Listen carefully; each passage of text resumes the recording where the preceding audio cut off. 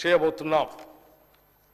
రాష్ట్రంలో అవసరమైన వారందరికీ డబుల్ బెడ్రూమ్ ఇళ్లను నిర్మించి ఇస్తామని గత ప్రభుత్వం చేసిన వాగ్దానాన్ని గాలికి వదిలేసింది.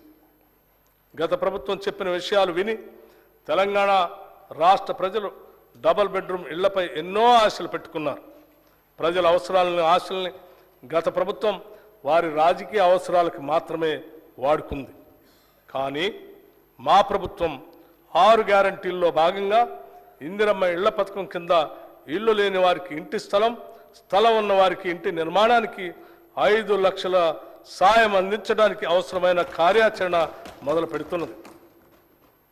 ప్రధానమంత్రి ఆవాస్ యోజన పథకం కింద పొందగలిగిన నిధుల్ని గత ప్రభుత్వం వినియోగించుకోలేకపోయింది. అందుకోసమే ఇప్పుడు కేంద్రం నుంచి అత్యధిక నిధులు రాబట్టి వాటిని తెలంగాణ ప్రజలకు మరింత ఎక్కువ లబ్ధి చేకూర్చేలా వినియోగిస్తాం. ఈ సంవత్సరం ఇందిరమ్మ ఇళ్ల పథకం కింద ప్రతి నియోజకవర్గానికి 3500 ఇళ్ల చొప్పున మంజూరు చేస్తామని తెలియజేయడానికి సంతోషిస్తున్నాం. ఈ పథకానికి బడ్జెట్లో 7,740 కోట్ల రూపాయలు ప్రతిపాదిస్తున్నాం. రహదారులే ప్రగతికి సూచికలు.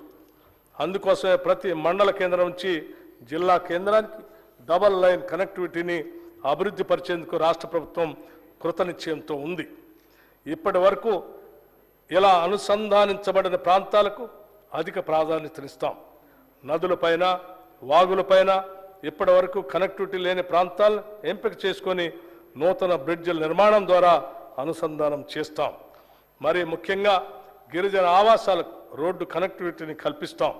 గ్రామీణ ప్రాంతాల్లోని రోడ్లను మరింత మెరుగు తీర్చిదిద్దడం ద్వారా గ్రామీణ ఆర్థిక వ్యవస్థని కొత్త రూపు తీసుకురావాలని ప్రయత్నిస్తున్నాం. జిల్లా కేంద్రాల్లో ఇంకా పూర్తిగాని కలెక్టరేట్ భవనాలని సత్వరమే పూర్తి చేస్తాం. వివిధ శాసనసభ నియోజకవర్గ కేంద్రాల్లో గౌరవ ఎమ్మెల్యేల కార్యాలయాల నిర్మాణం పూర్తి చేస్తాం. రాష్ట్ర అభివృద్ధికి కీలకమైన రీజనల్ రింగ్ రోడ్డు విషయంలో భూసేకరణకు అవసరమైన నిధులు కేటాయించి యుద్ధ ప్రాతిపదికన పనులు పూర్తి చేసి ప్రజలకి అందుబాటులో తేవాలనేదే మా లక్ష్యం. నీటిపారుదల, నీళ్లు, నిధులు, నియామకాల కోసం కొట్లాడి తెచ్చుకున్న తెలంగాణ రాష్ట్రం ఈ 10 సంవత్సరాల కాలంలో నీటిపారుదల రంగంలో గణనీయమైన అభివృద్ధి సాధించి ఉండాల్సింది.